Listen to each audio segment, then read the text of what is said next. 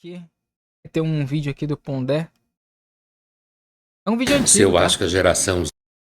Isso aqui, ó. Vou até colocar aqui mais pra baixo pra vocês verem. Ah, não, é recente. Ele fez um recente. Eu me lembro que quando eu conheci os vídeos do Pondé, ele tinha muitos vídeos que falavam sobre isso, essas questões aí, né? Eu não sei se ele mudou o pensamento ou se continua a mesma coisa. Então, eu acredito que ele deve ter mudado alguma coisa, né? Mas é porque eu não lembro de cabeça o que ele falava nos vídeos antigos, né? Mas eu madrugava, cara. Eu maratonei todos os vídeos antigos que ele tinha. Aí eu vou ter que maratonar de novo pra ver como é que ele tá agora. Se eu acho que a geração Z vai dar para alguma coisa, é claro que vai, né? Todo mundo tem que dar para alguma coisa, né? Tem que se virar na vida, né? Ah, tem um conceito, hipostasiar, é um palavrão em filosofia isso, hipostasiar. Mas a gente tem que tomar cuidado para não hipostasiar o conceito de geração, esse conceito de geração que veio da publicidade americana, né? E não achar que quando você fala a palavra geração Z, é uma palavra mágica que engloba todos os seres humanos que nasceram, sei lá, entre 96, 95, né? E 2010, sei lá, né? E, portanto, você já decifrou o segredo sobre eles. A grande maioria de pessoas que nasceram nesse período, por exemplo, não tem muita condição financeira, falando de Brasil, portanto vai ter que se virar bonitinho, né? Não vai ficar como os filhinhos de papai que chegam na universidade e reclamam, dizendo: isso me ofende, Shakespeare me ofende. O que importa se Shakespeare te ofende? Então, pessoal, desculpa até cortar aqui, mas é isso aí, tá ligado? Porque até eu falo de um jeito mais simples ali o termo, né? Geração Z e tudo mais assim, que é o ano que nasceu, que não sei o que lá.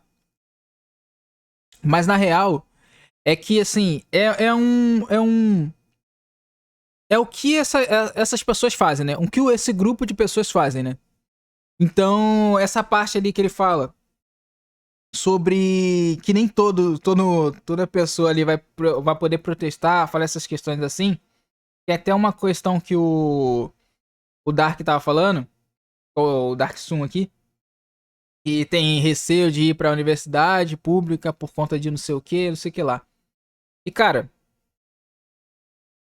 a realidade ela tende a ser decepcionante, né? Então se você espera que vai ser daquele jeito ali que você acha, tira o seu cavalinho da chuva, que a realidade tende a ser decepcionante. Não é a maioria que vai ficar fazendo essas coisas. E quem faz essas coisinhas aí de protestar, de não sei o que, é justamente quem não passou por necessidade na vida, né? É geralmente pessoas que quer arrumar agora uma situação aí pra poder reclamar e que fazer com que o mundo se adeque a ela, né? Então é interessante, porque você vê aqui o que eu acabei de falar aqui com vocês. Que essas pessoas ali do vídeo que a gente acabou de ver, elas estão falando para um público específico. Ela não tá falando pro outro cara que vem, que pega o busão, que vem de baixo, que tem toda essa luta que tem que fazer. Ela fala com um público específico, né? Que não é o nosso. Entende? Então é interessante ter isso, né? Mas aí eu vou terminar aqui para poder ver até onde ele vai, né? Você é você, Shakespeare é Shakespeare, né? Shakespeare é alguém que atravessa os séculos, fala com um monte de gente, e com quem é que a gente vai falar, né? Então, nem todo mundo que nasceu, sei lá, entre 96, 5 e 2010, sei lá, é necessariamente essa pessoa que chega na universidade e exige tratamento especial o tempo inteiro porque se acha uma pessoa especial. Então, para além da terminologia geração Z, eu acho que grande parte dessa sintomatologia, e veja como tudo é moda, porque até ontem se falava de geração milênio, né? Agora caiu de moda. Por quê? Porque os milênios já estão chegando, os milênios seniors já estão lá pelos 40 anos, 37, 38, já estão começando a pagar os boletos, como se fala em filosofia, certo? E, portanto, já aprenderam que, na verdade, as frescurinhas que eles tinham que pôr de lado, se eles quisessem de alguma forma manter a vida de pé, a espinha dorsal minimamente de pé. Agora é a vez dos Zs, né? De falar que o Z, ele chega na empresa e ele já quer ser chefe, que ele não investe no trabalho, ele muda toda hora, mas isso tudo significa que ele tem uma condição material por detrás, né? Eu diria que eu acho que o melhor caminho, ou pelo menos um dos caminhos bons para se refletir sobre essa tal geração Z, ou esses jovens, é primeiro perceber que no Brasil isso é uma questão de corte socioeconômico, tá? No Brasil, Z é classe média alta para cima, né? Outra coisa, ou seja, que sustenta você materialmente. Por isso você pode brincar de pedir demissão.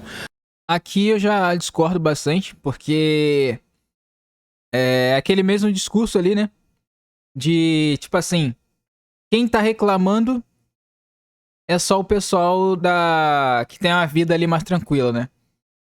Eu concordo que quem geralmente fala essas questões aí de achar pelo em ovo é justamente essas pessoas assim, porque não teve tantos problemas durante ali o colégio, não sei o que, não sei o que lá. Não teve que sair pra trampar, não teve uma vida simples. Aí essa pessoa justamente vai fazer isso. Vai ficar arrumando pelo em ovo. Só que, quando ele fala ali que geração Z é classe média alta, não sei o que, classe média alta, eu já vejo como uma coisa completamente fora da realidade. Por quê? Por quê? Porque esse assunto da geração Z voltou a ficar em alta justamente porque, e com mais força, tá? Com mais força. Principalmente porque é o pobre, né? O ferrado, o que pegava o trampo no supermercado. Esse cara simplesmente tá falando: não, obrigado, não quero trabalhar aí.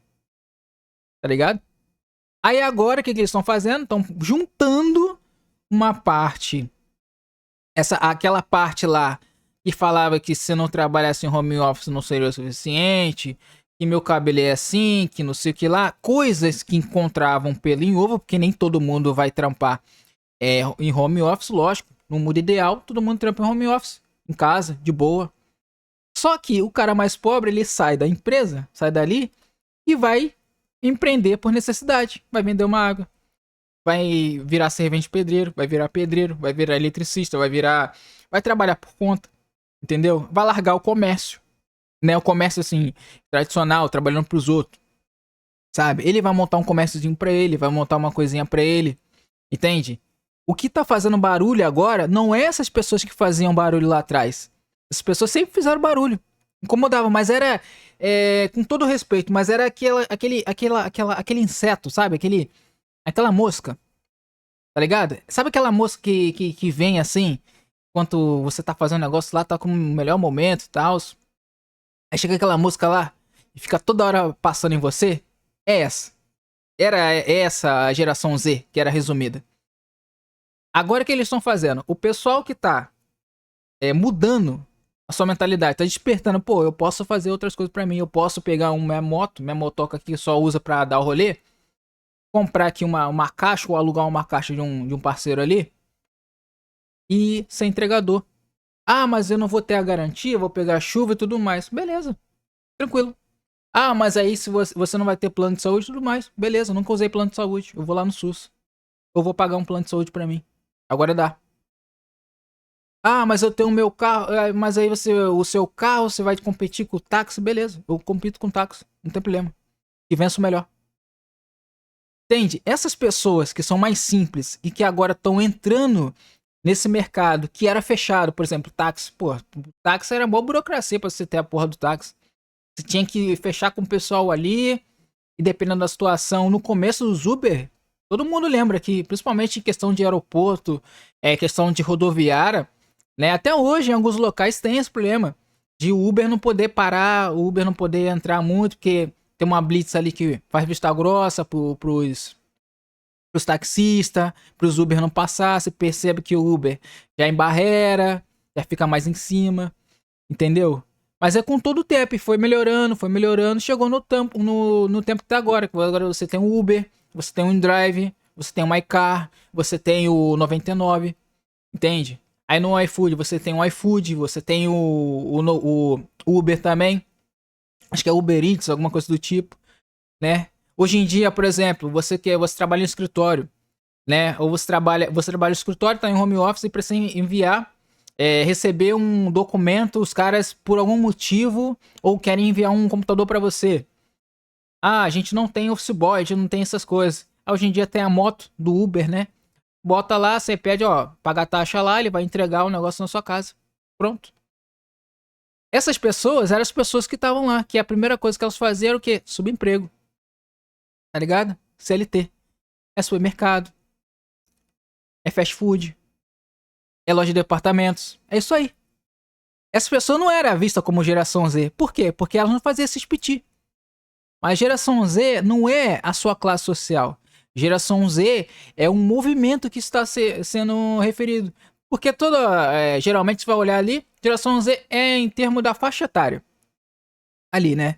Então, o RH ele vai olhar pra você, você se encaixa ali na geração Z por faixa etária, né?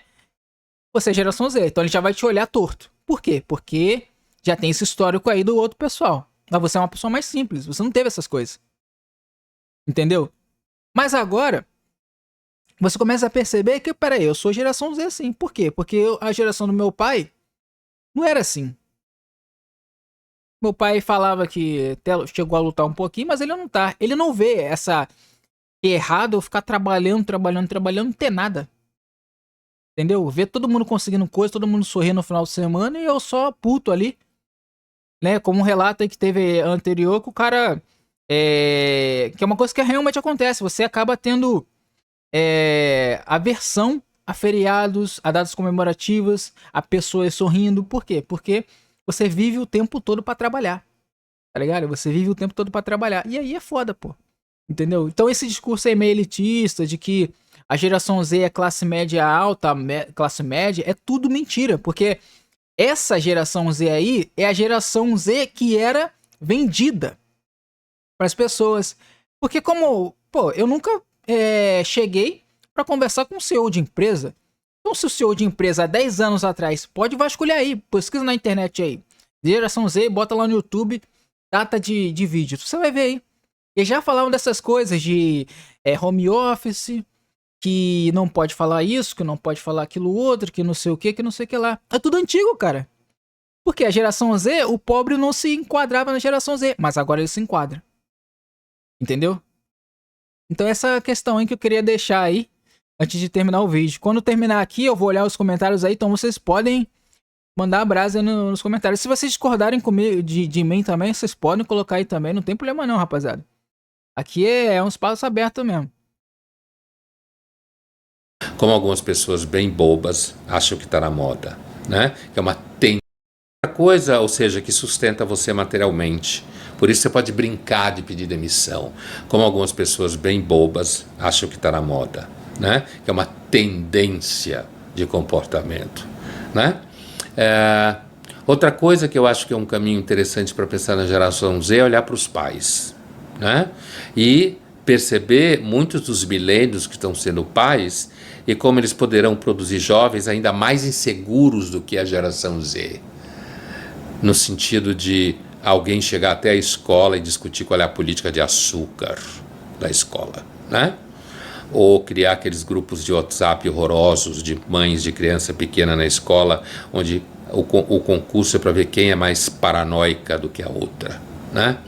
Então acho que olhar para os pais, né, os pais que mimam cada vez mais os filhos, inclusive porque não quer tê-los e sente culpa o tempo todo, então tem que ficar fazendo com que o filho se ache a pessoa mais especial do mundo, e aí ele vai, cresce e vai para o mundo e percebe que o mundo é aquela máquina constante e repetitiva de fazer com que você se sinta uma nulidade.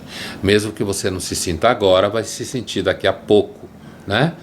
Portanto, não acho que dá para dizer que a geração Z não vai dar para nada, porque eles vão crescer, né? E nesse processo eles vão apanhar. E normalmente isso pode ajudar você amadurecer um pouco mais. Mas, sem dúvida nenhuma, existe uma dificuldade de amadurecimento hoje que atinge a geração Z, a milênio, inclusive os pais. Você tem umas pessoas por aí de 50 anos que o sonho delas é pensar igual a filha de 15. Agora, se você tem 50 anos e quer pensar igual a sua filha de 15, é porque, na verdade, você está dizendo para ela que ela não tem futuro, porque quando ela chegar aos 50, ela vai ser ridícula que nem você. Então, pessoal, como vocês podem ver aí, né? Não essa questão aí de idade, faixa etária e tudo mais. Ele falou, uma hora ele fala que não é questão de faixa etária. Aí depois ele tá falando, já falando esse contexto da faixa etária. Por que ele tá falando? Ah, esses aí vai crescer, vai amadurecer e tudo mais. Mas, cara, então da geração Z já tem quase 30 anos aí. Entendeu? Tem nenhuma criança. Todo mundo sabe como é que é. Cara, toda pessoa que começa a trampar, tem 18 anos, 20 anos, começa a trampar, vai pro subemprego, sabe o que é essa escala. Sabe qual é esse problema, tá ligado? É uma guria que vai ter um namorado, pá, tinha uma dinâmica com ele. Ela começa a trampar no subemprego. 6 por 1. Todo fudido. O que acontece? Ela não consegue mais ver o namorado. O namorado não consegue mais ver a namorada. Como é que você vai ter relacionamento? Como é que você vai ter relação? Tipo assim, você vai. Aí você casa. Aí você vai ver a sua esposa.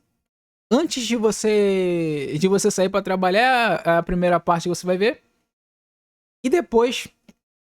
Aí geralmente os horários não batem, né? Porque um trabalha num turno, outro trabalha no outro. E é isso aí. Tá ligado? Então é bizarro isso aí, cara. Como eu falei, o vídeo, eu pensei que era um vídeo antigo, cara. Mas agora você vê aqui, ó. Eu só voltar aqui pra vocês verem. 11 meses. Aqui, ó. 22 de abril de 2024. Só que ele tinha feito um vídeo sobre geração Z há 5 anos atrás. Tá? Então, vou dar uma olhada agora nos comentários aqui de vocês. Eu, naquela hora ali, naquela pausa ali, eu falei bastante mesmo. E foi ridículo aquilo aí, cara. Vamos ver aqui. Spark. RH, então, é só um vendedor com faculdade. Aparentemente, né, velho? RH não ganha pra ficar parado, ganha pra achar escravo mais barato. Por isso eles odeiam descer o saltinho quando você pergunta. Isso bate no ego. Pois eles sabem o quão merda é a vida de RH de chefe.